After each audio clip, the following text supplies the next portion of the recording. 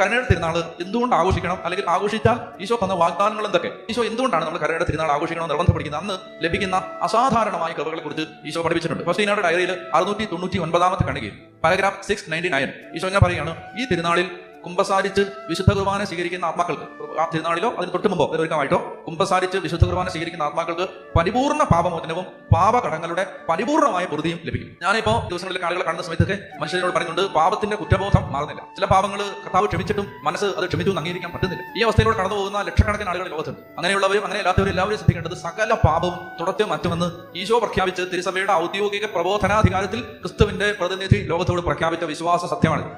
വിശ്വാസ സത്യമാണ് ഇത്. ഏതെങ്കിലും ഒരു പ്രൈവറ്റ് റെവലേഷൻ അല്ല കേട്ടോ, സ്വകാര്യ വെളിപാടല്ല. ഇത് തിരുസഭയുടെ ആധികാരികമായ ഒത്തന്റിക് ആയ ടീച്ചിങ് ആണ്.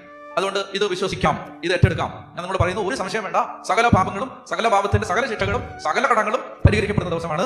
ഇത് നന്നായി ഒരുങ്ങി ദൈവകരുണയുടെ തിരുനാൾ ആഘോഷിക്കുന്ന വ്യക്തികൾക്കും കുടുംബങ്ങൾക്കും. അപ്പൊ ഈശോ